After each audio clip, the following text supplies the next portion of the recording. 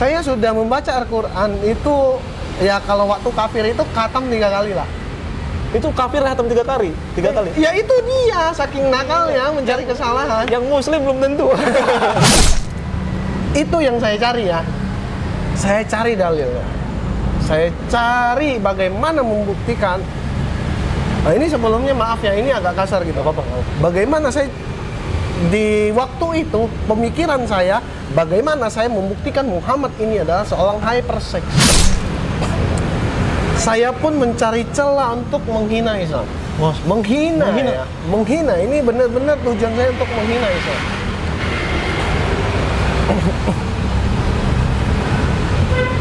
Bentar ya. Gua kalau inget ke sedih ini ya? Gimana sih ya? Tuh ada perasaan kok lu bego amat gitu. Dengan bantuan beberapa teman ini untuk membenci Islam, dan akhirnya timbullah mindset saya sangat membenci Islam. Wah, Masya Allah. Dan akhirnya bagaimana cara saya untuk memfitnah Islam tapi dengan Assalamualaikum warahmatullahi wabarakatuh. Kembali lagi di channel YouTube Ngaji Cerdas, insya Allah mencerdaskan umat bagi mereka yang mau berpikir. Alhamdulillah sahabat Ngaji Cerdas, kembali lagi di channel ini, dan kemudian insya Allah kita akan selalu senantiasa memberikan sebuah kebaikan. Dan kali ini kita akan berbicara dengan seorang mualaf yang tentu mungkin sahabat Ngaji Cerdas sudah mengenal beliau. Masya Allah, beliau adalah Koh Wendy. Masya Allah, apa kabar Koh? Alhamdulillah. Sehat ya Koh ya? Sehat, alhamdulillah. Ya Allah, beliau ini adalah seorang mualaf yang kemudian kalau teman-teman searching itu mualaf di YouTube maka nongol wajah beliau. Masya Allah. Enggak segitunya. Nah, kali ini kita akan berdiskusi sama Koh Wendy. Insya Allah akan ada inspiratif buat teman-teman semua. Tapi sebelum itu, sebelum kita lanjut ke videonya, bagi teman-teman sahabat Ngaji Cerdas yang belum mensubscribe channel ini, silakan untuk subscribe, like, dan komen, dan kemudian aktifkan notifikasinya agar kemudian tidak tertinggal video-video dari Ngaji Cerdas. Masya Allah. Nah, langsung saja ke Koh Wendy, insya Allah. Koh, apa kabar Koh? Alhamdulillah, baik. Ya. Salaman lagi Koh, alhamdulillah. Gimana Koh? Corona ini kok lancar semua usaha kok? Kalau usaha sih alhamdulillah ya masih bisa lancar ini ya? lah. Kesibukannya keseharian apa nih kok? Sebenarnya itu saya kerja gitu. Ada kerja, saya kerja di kantoran. Kalau untuk usaha itu lebih ke sampingan gitu. Oh, sampingan. Alhamdulillah. Mengisi waktu luang di Sabtu dan Minggu lah. Masya Allah, berkahnya banyak kok ya. Amin, mudah-mudahan. Alhamdulillah ya Allah. Kok Koko ini kan mualaf ya Kok ya? Dan Koko dari etnis apa nih Kok? Sorry kalau saya boleh nanya tuh. Etnis? Saya etnis Tionghoa. Tionghoa ya? Pantesan mata kita sama kok, alhamdulillah. Cuman bedanya antum putih, saya hitam. Alhamdulillah, Masya Allah. Nah Kok, dari mualaf ini Kok, Koko itu kira-kira sudah berapa lama menjadi seorang mualaf Kok? Kurang lebih seharusnya 6 jalan ke 7 ya, kurang lebih, karena saya agak lupa-lupa ingat. Ingat gitu ya? Cuma gabung di Mualaf Center Indonesia, saya syahadat kembali itu di 2018. Masya Allah. Itu syahadat ulang. Karena sebelumnya... Nah gimana tuh, Sarun nih kayaknya. Saya syahadat, setelah selesai syahadat, nah ini sebelumnya saya kenalin juga nih, yang syahadatin itu udah seperti ayah angkat saya. Itu namanya Pak Andi Maulana. Masya Allah. Ada di YouTube tuh kok? Dia nggak ada. Oh, nggak ada. Kebetulan dia pensiunan letkol apa kolonel gitu. Di Brimob. Masya Allah. Dia yang ngurusin masalah narkoba di Pontianak. Alhamdulillah. Nah, dia yang syahadatkan saya karena saya sudah nyerah lah. Udahlah, gua harus milih Islam nih, karena jujur aja saya masuk Islam juga terpaksa kan awalnya. Awalnya terpaksa. Awalnya terpaksa gitu. Nanti terpaksanya kenapa ntar deh. Nanti kita baca nanti. Nah, ketika saya syahadat dengan beliau, saya yang penting yang saya tahu, sholat saya sholat. Orang puasa saya puasa. Orang lebaran saya lebaran. Udah selesai di situ tok. Tidak mendalami lagi apa itu Islam. Gitu. Karena saya merasa udahlah, gue udah pelajarin Islam, udah ya Islam ya begini. Ternyata Islam itu sangat luas. Ada tentang ini, fikih ini, tentang syariat seperti ini gitu. Nah, itu yang membuat saya kembali ketika saya udah di Jakarta ini, saya ketemu dengan Mualaf Center, saya mulai belajar pelan-pelan. Ya, sambil sharing-sharing kepada teman-teman di lapas-lapas dulu ya, itu dengan Pak Yunan berdua gitu. Sharing, nanya-nanya keadaan aktivitas di lapas seperti apa, dan kebanyakan yang murtad itu di lapas hampir 3 orang per hari ya. Masya Allah. Itu di lapas gimana bisa masuk kok ceritanya? Saya bukan masuk ke lapas itu bukan saya ada kasus ya, tapi masuk ke lapas itu ngikut tayunan sambil belajar dari beliau dan juga saya sharing di sana. Iya.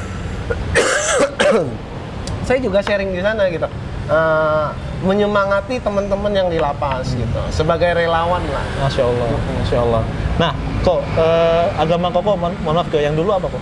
Nasrani. Nasrani ya? Tapi kalau mau lebih panjang kayaknya nggak usah ya, karena kalau mau disebut mungkin ada 5 agama. Oh iya, nggak usah lah.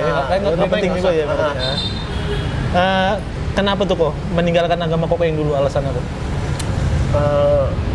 Tapi begini ya, saya garis bawahi dulu, sebelum saya masuk ke Islam, saya sempat tidak mengenal itu Tuhan. Saya ateis. tidak mempercayai Tuhan Ateis lagi. Ya? Karena sebelumnya saya di Nasrani kan. Gimana ya? Ada beberapa yang menurut saya ini seharusnya nggak seperti ini gitu loh. Iya. Dan ketika saya bertanya kepada yang lebih paham daripada saya nggak mau nyebut saya nanya ke siapa ya. Nanti jatuhnya malah nggak enak betul, gitu. betul, jangan. Nah, ketika saya tanyakan kepada mereka, mereka tidak memberikan jawaban yang memuaskan gitu. Dan akhirnya, udahlah, ini mah kayak Tuhan nggak ada kayaknya gitu. Cina itu kan biasanya nih antara untung dan rugi. Iya benar. Nah kebetulan yang gue cari ini tentang surga. Surga dan neraka. Ketika surganya sudah tidak benar, apalagi nerakanya, dan pasti maju ke pertanyaan berikutnya, Tuhannya real apa enggak? Betul. Nah seperti itu kan, kalau kita menanyakan tentang ini, saya agak gimana perfeksionis tentang agama gitu. Karena ya meskipun gimana pun, ya namanya kita takut dengan neraka, ya kita harus cari surga dong. Nah, gua nggak ketemu surganya di sini. Gitu. Masya Allah. Ya udah, gua skip deh gitu. Dan akhirnya gua pun kayaknya nggak ada deh yang namanya Tuhan gitu. Ateis ya? Ateis akhirnya. Nah, di situ mulailah kenakalan demi kenakalan. Oh, terjadi ya kok ya? Terjadi di situ. Jadi sempat ateis ya kok ya? Iya. Nah, bagaimana tuh kok ketika Koko kan udah ateis? Harusnya orang ateis itu biasanya kan apatis ya, bodoh amatan gitu terhadap apapun, karena mereka bilang bahwa Tuhan itu nggak ada dan seterusnya, dan gue hidup ya suka-suka gue dong gitu kan ya. Nah, kenapa sih kok bisa ketemu Islam? Apa awal mulanya nih kok? Nah itu dia, gua mengenal Islam itu karena terpaksa. Terpaksa dulu? Satu terpaksa, kedua kecelakaan. Kecelakaan? Iya, ini saya lebih suka nyebutnya kecelakaan karena begini. Saya ketika etis, saya menjadi orang yang nakal. Kenakalan saya cukup aku dan Tuhan yang tahu ya. Cukup saya dan Allah aja gitu. Betul.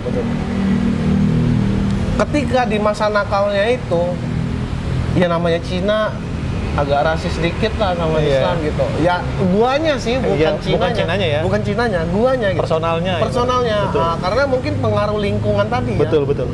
Di lingkungan saya yang seperti itu, akhirnya pun saya membenci Islam dengan bantuan beberapa teman ini untuk membenci Islam, dan akhirnya timbullah mindset saya sangat membenci Islam. Wah, dan akhirnya bagaimana cara saya untuk memfitnah Islam tapi dengan bukti. Kalau kata orang Islam kan harus ada dalilnya nih, lu membuktikan sesuatu gitu. Menuduh harus ada dalil. Menuduh itu lu mengharamkan sesuatu harus ada dalilnya. Dan dalilnya kuat apa enggak? Atau jangan-jangan kamu tidak mengerti dalil yang kamu sebut gitu.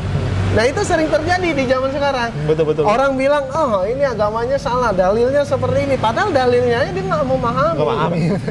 Nah dari situ saya berpikir, bagaimana caranya saya harus mencari letak kesalahan Islam. Wah, sebentar, Masya Allah. Syukron, Mas. Iya, terima kasih ya, Masya Allah. Tahu aja gua haus. Lanjut, minum dulu. Alhamdulillah. Jadi, dan pada akhirnya saya pun mencari celah untuk menghina Islam. Menghina. Ya. Menghina. Ini benar-benar tujuan saya untuk menghina Islam.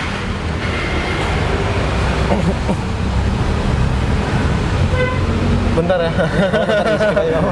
Gua kalau inget ke ini ya? Gimana sih ya? Tuh ada perasaan tuh, lu bego amat gitu. Gua sering tiba-tiba terbesit pikiran ini gitu. Gua mencari celah dengan cara membaca Al-Quran dan beberapa buku hadis yang saya beli, Saya mencari celah di situ. Saya membaca Al-Quran bersama 1-2 teman. Itu saya membaca Al-Quran. Hal yang paling pertama yang saya cari itu hal yang sudah pasti ini istilahnya kemungkinan persentase terbesar agal gol fitnahan saya bagaimana caranya menghina Islam dan memfitnah Islam agar orang Islam pun membenci Islam itu sendiri gitu. Nah, hal yang paling bisa kita lakukan, persentase paling besar itu adalah mencari yang dibenci sama orang Islam itu sendiri. Betul. Poligami. Menyerang poligami, ya. Apalagi kok? Rata-rata akurat di Akurat Islam. poligami, ya benar. Pasti ya gimana ya, mungkin belum tahu ilmunya. Betul. Satu. Kedua, laki-laki juga ada yang tidak setuju, ada yang setuju. Dan saya masuk ke orang yang setuju dengan poligami untuk sekarang. Tapi insya Allah tidak berniat untuk berpoligami. Oh, insya Allah. Insya Allah. Tergantung Tuhan. Tapi saya nggak berniat gitu. Iya, Ya kan kita nggak boleh istilahnya lebih hebat dari Allah. Betul. Lu bilang nggak mau, kalau Allah nunjuk lu kun fayakun, jadi Bisa, iya. kita nggak Nggak tahu gitu. Ada kejadian guru saya lagi nggak mau ujung-ujung nikah. Ini nih, Kak. Dan akhirnya itu yang saya cari ya. Saya cari dalil. Saya cari bagaimana membuktikan. Nah, ini sebelumnya maaf ya, ini agak kasar gitu. Apa-apa. Bagaimana saya di waktu itu pemikiran saya bagaimana saya membuktikan Muhammad ini adalah seorang hypersex. Subhanallah. Bagaimana caranya? Terlepas dari yang masalah receh ya. Buat saya dulu itu sangat receh menikahi wanita umur 9 tahun. Itu receh. Receh banget itu. Receh banget. Itu nggak kepake lah buat saya. Saya fitnahnya di poligami ini. Karena menikahi lebih dari 1 perempuan. 2. Kalau 2 masih wajar. 3, 4, 9 malah. Nah, di sini nih. Nah, ini nih. Gue pikir nih peluang terbesar saya. Ketika saya masih kafir itu, oh ini senjata gue nih, dapet nih gue. Gue pikir seperti itu kan. Dan akhirnya saya membaca Al-Quran. Saya membaca hadis yang menjelaskan tentang poligami. Dan saya ketemu, ternyata di zaman Rasulullah, orang bisa menikahi lebih dari 100 perempuan. Betul. Dijadikan budak, dinikahin. Dan Masya Allah, Allah menurunkan ayat tentang poligami. Nikahilah 4. Maksimal loh. Iya. Maksimal 4. Dan kalimat sebelumnya, kalimat setelahnya itu, kalau tidak sanggup berlaku adil, nikahi 1. Keren banget ya. Gue gimana sih? Argumentasi kok kebantaran. Gue langsung terbesit di situ. Ini orang cuma ada 2 pilihan nih. Orang dari masa depan, kalau tidak orang yang memang diutus sama Allah. Betul. Karena tidak mungkin mengatakan sesuatu berturut-turut di Al-Quran ya, nggak usah di hadis deh, di Al-Quran berturut-turut kalimatnya tidak ada letak kesalahan. Iya betul. Bukan salah ya, letak kesalahan aja nggak ada. Berarti ada persentase salah itu nggak ada. Nggak ada. Betul. Saya sudah membaca Al-Quran itu ya, kalau waktu kafir itu khatam 3 kali lah. Itu kafir hatam 3 kali? 3 kali? Ya itu dia, saking nakalnya mencari kesalahan. Yang muslim belum tentu. Tapi baca terjemahannya ya, kan ada terjemahannya gitu. Dan alhamdulillah di situ mungkin Allah permudah saya untuk memahami isi Al-Quran ya. Masya Allah. Dan juga dengan bantuan hadis, kan ada beberapa ayat-ayat Al-Quran yang nggak bisa seenak jidat lu menafsirkan. Betul. Apa yang disebut di situ. Betul. Harus melalui hadisnya. Dan begoknya nih. Gimana? Gue ada guru ustadznya, dan gue nanya ke ustadz. Gile. Dan ustadz ini tidak tahu tujuan saya. Oh gitu? Iya. Gila sih. Dia nggak tahu tujuan saya. Itu abang angkat saya sendiri. Dia jualan bakso di depan rumah saya. Udah kayak abang angkat lah, orang Jawa. Namanya Mas Hendro. Ketika gua mulai tidak menemukan sesuatu, dia kan sering baca Al-Quran di warnet saya kan. Dia baca. Sambil baca dia artiin.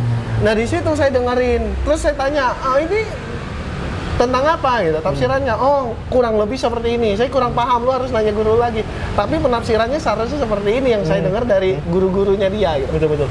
Oh, begitu. Dan akhirnya Al-Quran itu saya lengkapi dengan hadis-hadis yang ada gitu. Dari semua isinya ada beberapa yang membuat saya menyerah untuk menyerang Al-Quran. Masya Allah, apa tuh kok? Masya Allah. Di zaman Rasulullah, umat Majusi ya, Majusi ya ada. meminta bukti kepada Rasulullah. Iya, Rasulullah dengan gampangnya membelah bulan menjadi dua. betul. Oke sih, Benar. itu sesuatu hal yang mustahil dong. Mustahil. Oke deh, di zaman sekarang mungkin ada pakai nuklir atau apa, laser kan, mungkin. Di Mungkin. zaman dulu bagaimana mungkin? Dulu nggak ada apa-apa dulu, bro. Kalau di pikiran akal sehat kita, di zaman dulu yang sangat kuno itu, bagaimana caranya orang bisa membelah? Iya, betul. Hal bodoh yang diucapkan orang untuk mengatakan hal tersebut pernah membelah. Oke lah, mungkin itu karangannya dan umat Majusi itu cuma istilahnya fantasi orang yang Fantasi aja. menulis gitu. Ledek aja ibaratnya. Ledekan gitu. Iya. Tapi NASA malah membuktikan bahwa bulan pernah terbelah, seolah-olah pernah dilas. Bulan itu pernah dilas. Pernah disambung gitu kayaknya. Iya, pernah disambung gitu. Berarti ada kemungkinan benar. Dibelah, ada kemungkinan dibelah. Udah kemungkinan dibelah dan Al-Quran ini 1400 tahun yang lalu loh udah mengatakan ini gitu. Betul. NASA baru sekarang di abad sekarang gitu. Itu satu. Yang Kedua, hal yang membuat saya ketawa. Saya menganggap kalimat ini bodoh ya dulunya. Terdapat air tawar dan di dasar iya, laut betul. dan mereka tidak saling menyatu. Betul. Dan bahkan itu ada satu penyelam mengambil air tawar itu, ketika sampai di daratan dia coba minum, itu air tawar. Tawar ya. Padahal dia tenggelamnya di asin. Nah, pada zaman itu, nih seorang laki-laki tinggalnya di gurun. Arab gurun dong. Kadrun. Jangan kadrun. Nanti nyerempet ke sana. Ini sekarang ya, lu hidup di padang pasir, di gurun, di negara yang tandus, boleh dibilang lautan aja susah. Oke sih. Lu berani menyebutkan satu kalimat di dasar lautan terdapat sungai yang mengalir. Di dalam pikiran gua, ini bego apa pinter? Iyalah, kan. Atau yang dengerin yang bego gitu. Karena saya belum mendapatkan buktinya gitu waktu itu. Tapi bagaimana cara saya membuktikan fitnahan saya ini? Saya berpikir begitu. Dan saya pun istirahat. Oh, istirahat. Pada zaman break ya, Kak. saya mencari celahnya nih. Bagaimana caranya nih? Gue mau buktiin, gue pengen fitnah nih. Ini udah dapet nih gitu. Gue udah dapet poinnya nih buat nyerang Islam gitu. Dan akhirnya saya nonton TV di rumah. Cekret buka TV. Trans 7 kan sering dah. Iya, ada. Nah, di Trans 7 nggak apa-apa ya sebut Nggak namanya. apa-apa, nggak apa. Nah, di Trans 7 ini lagi ada on the spot begitu deh. Iya, yang iya. 7 on the 7 spot. keajaiban dunia gitu. Muncul Itu. gue buka on the spot lagi tayang dan dia muncul tentang pembahasan ini. Kampret, gue masih nggak berpikir Allah yang nunjukin ke saya. Gue Betul. nggak berpikir ke sana. Dan gue pikir kampret nih. Setan, gue ketemu lagi aja jawabannya. Baru mau gue serang tapi ada lagi. Iya, ada jawabannya. Udah gue coret. Ini nggak jadi. Soal laut lagi. Di dasar lautan terdapat api yang tidak bisa menghabiskan air laut tersebut dan air laut tersebut tidak bisa memadamkan api tersebut. Iya, ada. Ada kan? Ada. Nah, bego nih orang. Nggak mungkin ini, nggak mungkin. Lu celupin aja api ke dalam air. Pasti mati. Pasti mati. Teknologinya secanggih apapun mati.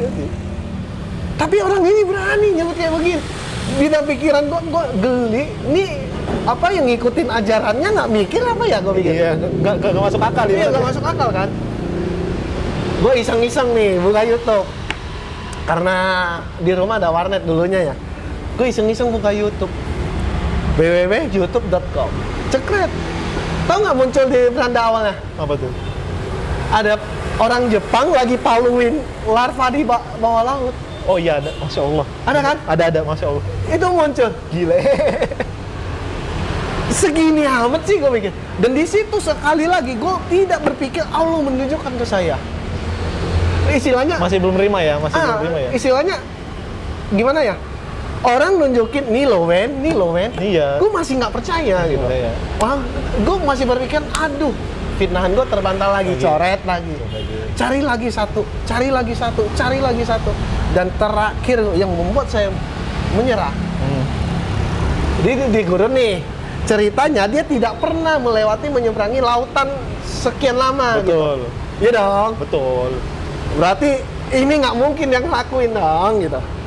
Dan timbul satu ayat, terdapat dua kurang lebih seperti ini ya, dua air laut yang berbeda warnanya dan tidak saling menyatu. Kurang lebih seperti itu yang gue tafsirkannya. Berarti laut A sama laut B tidak bisa bertemu nih, nggak bisa sinkros. Waduh, ini hal bodoh lagi yang gue temuin.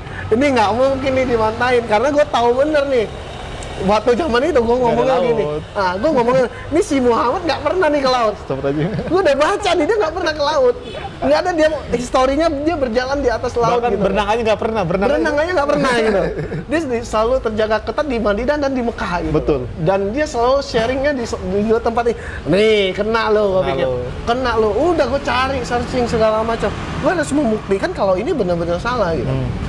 Gue searching Google Maps. Gue cari lautan nih biru semua nih. Gue screenshot satu-satu layar komputernya yang tentang Google Map itu, gue screenshot satu-satu di tengah jalan. Ini loh, dua laut nggak menyatu. Gue buka di YouTube, gue nyari. Ini kapal pesiar lewat nih. Pas gue play videonya, ini kapal pesiar lewat nih. Kalau hoax kan ya nggak segitunya lah, ada kapal pesiar yang lewat gitu.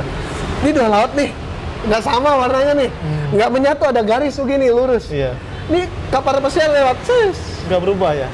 Nggak berubah. Masya Allah. Di situ gue mulai nyerah. Gue mulai paham, ini orang bukan sembarangan. Cuma ada dua pilihan. Dia orang di masa depan yang kembali ke masa terdahulu, istilahnya ya boleh dibilang time travel lah. Dan di pikiran gue seperti itu. Dan kedua, ini orang memang utusan Allah. Betul. Pasti. Tapi di satu sisi gue munafik.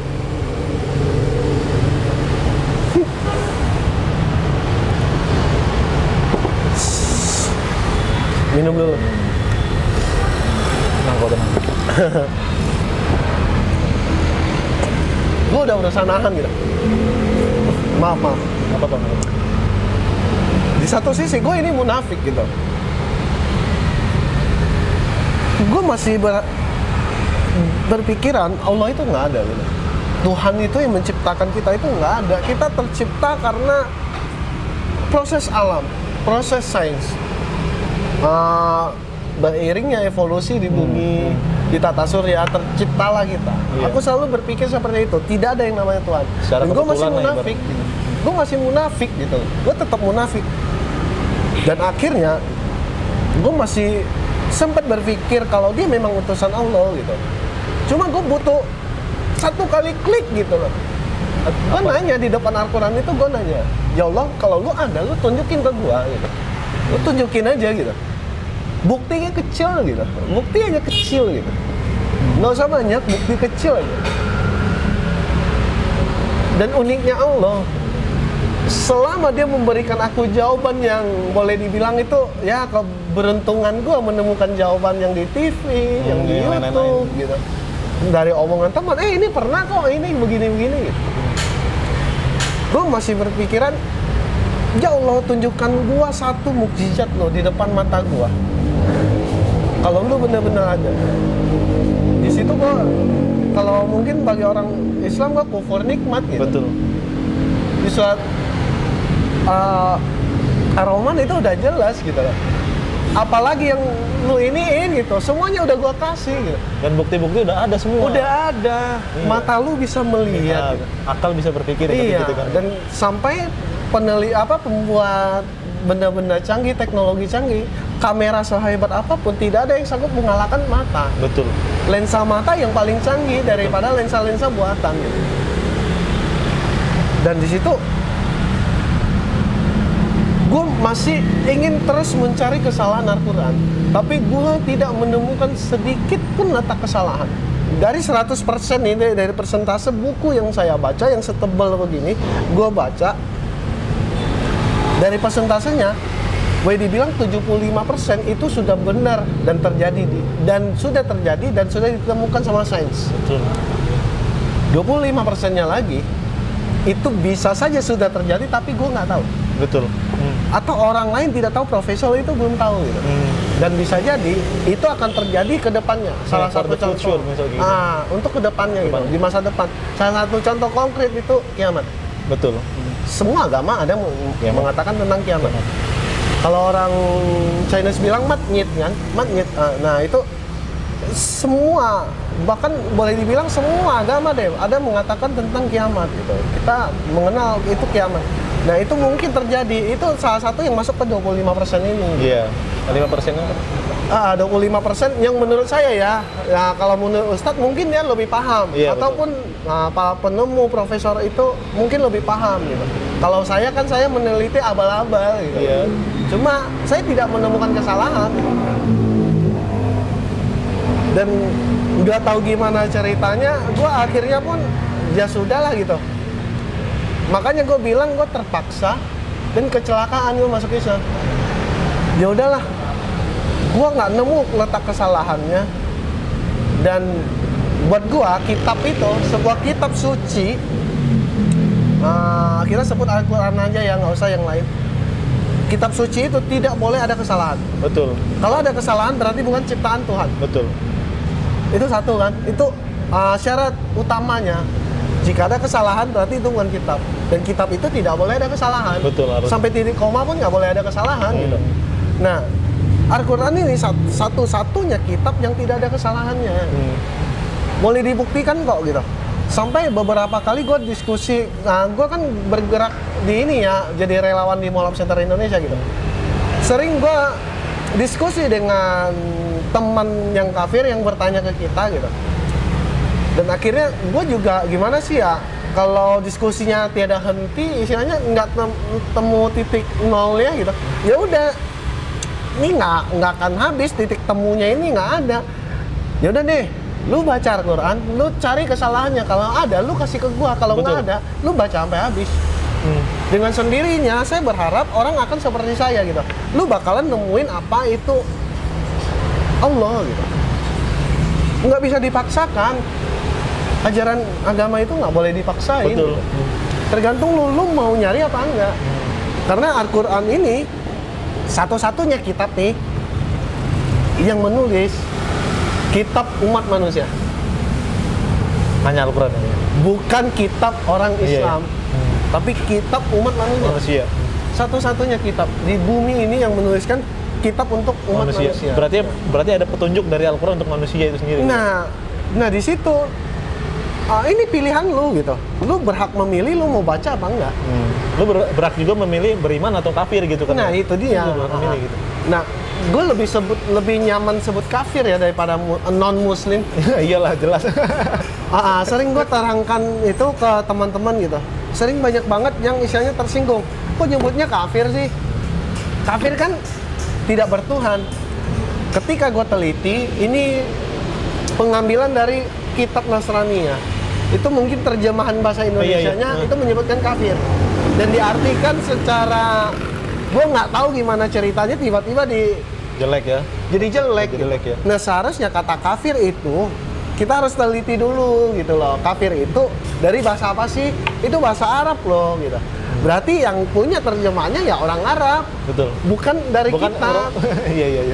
Kalaupun Al-Quran ada tulisan kafirnya, tetap kita tidak boleh mengambil dari istilahnya dari turunan itu. Kita harus cari tahu bagaimana kata kafir ini tercipta. Betul, ya. Dan bagaimana orang Arab menanggapi itu. Gitu ya. Kafir ini kan artinya tertutup, sedangkan non-muslim tidak. Muslim selamat. Ustaz gue doain tidak mama selamat. Gue nggak selamat kan, gue nggak mau ya. Gue lebih suka sebut kalau lagi ngobrol sama mama nih, lihat video call, gue sering ngomongnya mama kan masih kafir gitu. Oh, masih enjoy ya? Santai enjoy, ya? Santai ketika orang sudah paham kenapa saya menyebut kafir. Nah, cuma kesalahan orang lain, gue nggak mau nyebut oknumnya gitu. Oknum ini pasti mengatakan, kafir lu. Nah, itu yang salah. Iya, yang terlalu menjelekkan. Itu mengintimidasi, itu nggak boleh gitu. Nah, sebutan kafir ini yang lebih baik itu ketika kita ya head to head. Kita head to head lah, face to face gitu, ngobrol berdua. Nah, kita jelasin pelan-pelan. Kata kafir ini sebenarnya bagus gitu. Cuma disalahartikan, melenceng jauh gitu. Masya Allah, keren banget ya tadi ya. Sahabat Ngecerdas, saya rasa Masya Allah kita dapat banyak inspirasi dari Ko Wendy, Insya Allah. Dan Insya Allah kita akan berdiskusi lagi sama Ko Wendy tentunya di video selanjutnya insya Allah, karena waktunya sudah, kameranya sudah muat 30 menit gitu kan ya. Nanti kita akan bahas di part 2. Saksikan terus ya sahabat Ngai Cerdas. Nah, assalamualaikum.